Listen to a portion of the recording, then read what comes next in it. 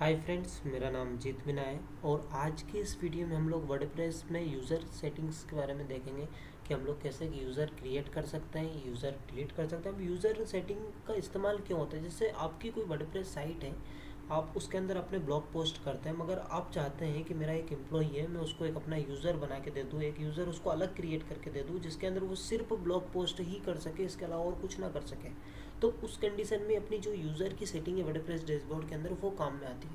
क्योंकि क्या होता है कि अपन एडमिनिस्टर जो ऑनर होता है वेबसाइट का, वो कंप्लीट वेबसाइट का एक्सेस नहीं दे सकता किसी थर्ड पार्टी को या किसी भी एम्प्लॉय को या कोई भी आपका फ्रेंड वगैरह हो।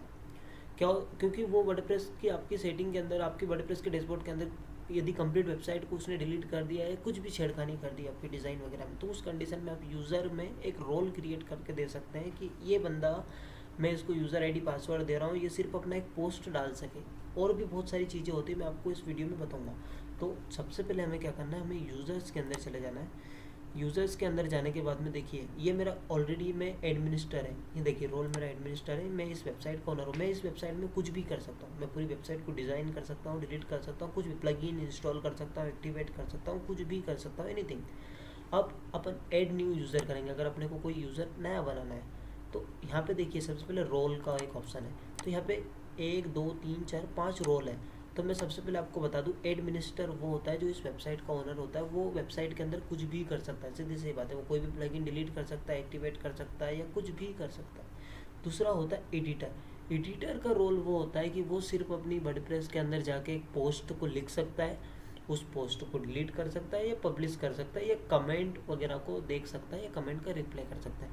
इसके अलावा उसको कोई भी एक्सेस नहीं होता है कि वो किसी प्लगइन को इंस्टॉल करे, एक्टिवेट करे या डिलीट करे, कोई भी एक्सेस नहीं होता है। अब बारी आती है ऑथर की। ऑथर सिर्फ और सिर्फ अपना ही पोस्ट, अब वो सिर्फ जो पोस्ट लिख रहा है, जैसे एडिटर, एडमिनिस्टर ने कोई पोस्ट लिखा है अपनी वेबसाइट के अंदर, बट एडिटर उस पोस्ट को एडिट भी कर सकता है और डिलीट भी कर सकता है। मगर ऑथर क्या कर सकता है, अगर एडिटर ने पोस्ट लिखा है तो ऑथर उस पोस्ट को कभी भी डिलीट नहीं कर सकता, नहीं पब्लिश, नहीं एडिट, कुछ भी नहीं कर सकता। ऑथर का काम इतना ही होता है कि वो सिर्फ अपने ही पोस्ट को डिलीट या एडिट कर सकता है। अब आता है कॉन्ट्रीब्यूटर। कॉन्ट्रीब्यूटर क्या करता है कि वो सिर्फ पोस्ट को लिख सकता है, पब्लिश भी नहीं कर सकता है।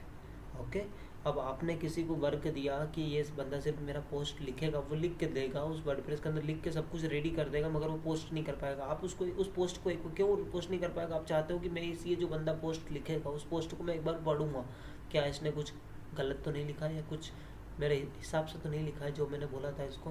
तो उस कंडीशन में आप इस तरह का यूज़र बना के उसको दे सकते हो। अब बारी आती है लास्ट वाले सब्सक्राइबर की। तो सब्सक्राइबर एक नॉर्मल होता है, जैसे हम लोग देखते हैं ई कॉमर्स वेबसाइट में लॉगिन फॉर्म होता है, या बहुत सारी वेबसाइट होती है जिसके अंदर एक यूज़र क्रिएट करता है अपना अकाउंट खुद में खुद। तो उस कंडीशन में आप सब्सक्राइबर का रोल देना बहुत ज़रूरी होता है। यहाँ पे सिलेक्ट करके, जैसे आप वू कॉमर्स या कुछ भी ई कॉमर्स वेबसाइट बनाओगे, तो यहाँ पे सेटिंग के अंदर होता है ऑप्शन, मैं आपको आगे बताऊँगा जब ई कॉमर्स वेबसाइट अपन बनाएंगे, जब लॉगिन फॉर्म बनाएंगे। तो इस तरीके के ये 5 रोल है।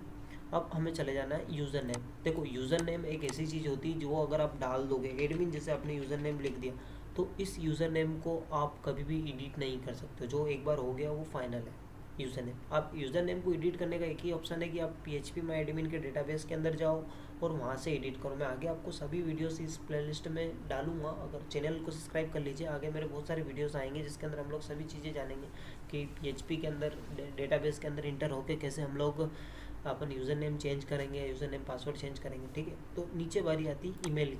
तो ईमेल अब मैं डाल देता हूँ, जैसे मैंने यहाँ पे डाल दी technology.official@gmail.com। ठीक है। अब बारी आती है यहाँ पे फर्स्ट नेम। तो यहाँ पे फर्स्ट नेम कुछ भी लिख दो, जैसे मैंने टेक्नो लिख दिया और जी लिख दिया। अब वेबसाइट, वेबसाइट में मैं अपनी खुद की वेबसाइट पे रिडायरेक्ट करवा देता हूँ, wiplex.com। अब बारी आती है पासवर्ड की। यहाँ पे एक ऑप्शन है जनरेट पासवर्ड। अगर अपन जनरेट पासवर्ड पे क्लिक करेंगे तो वो ऑटोमेटेड पासवर्ड अपने को जनरेट करके देगा। जैसे यहाँ पे जनरेट पासवर्ड, वो ऑटोमेटेड पासवर्ड जनरेट करके देगा स्ट्रॉन्ग। ठीक है। यहाँ पे जैसे मैं लिख देता हूँ अब नॉर्मल पासवर्ड एडमिन। तो एडमिन लिखा तो वो इस तरीके से क्यों दिखा रहा है, ये देखो मैं आपको बताता हूँ। जैसे मैंने यहाँ पे लिख दिया एडमिन, एडमिन मेरा पासवर्ड लिख दिया मैंने, ओ सॉरी एडमिन। ओके। तो यहाँ पे वीक पासवर्ड दिखा रहा है। तो मैं जैसे इसको save change add new user करने का मेरे को ऑप्शन नहीं मिल रहा था। यहाँ पे क्या करोगे, उस कंडीशन में आप कंफर्म वीक पासवर्ड पर क्लिक करोगे। आप यहाँ पे स्ट्रॉन्ग पासवर्ड डाल सकते हैं, जैसे एडमिन के आगे मैंने लगा दिया @12345 या 67, तो ये हो गया कि स्ट्रॉन्ग पासवर्ड। तो मैं यहाँ पे नॉर्मल पासवर्ड रहने देता हूँ, कंफर्म वीक पासवर्ड। यहाँ पे send the new user an email about their account, इसमें यूज़र को ईमेल चले जाएगा इस न्यू अकाउंट के बारे में। और यहाँ पे मैंने ऑप्शन सेलेक्ट कर लिया, वो एडिटर रहेगा या ऑथर रहेगा या सब्सक्राइबर रहेगा, जो भी मेरा ऑप्शन है यहाँ पे, या एडमिनिस्टर रहेगा। तो मैंने यहाँ पे एडिटर का ऑप्शन दे दिया और ऐड न्यू यूज़र कर दिया। ओके, अब मैंने ये यूज़र बना दिया। अब मैं एक नए विंडोज़ में जाके इसको लॉगिन करता हूँ, नए ब्राउज़र में जाके इसको लॉगिन करता हूँ। ठीक है, यहाँ पे चले जाता हूँ मैं viprex.com, यहाँ पे लिखता हूँ मैं wp admin, viprex.com, और यहाँ पे लिखता हूँ मैं wp admin। अब wp admin लिखने के बाद में यहाँ पे मेरे को एडमिन नेम डालना है एडमिन, और पासवर्ड भी अपना नॉर्मल है एडमिन वीक। तो ये लॉगिन हो गया हमारा।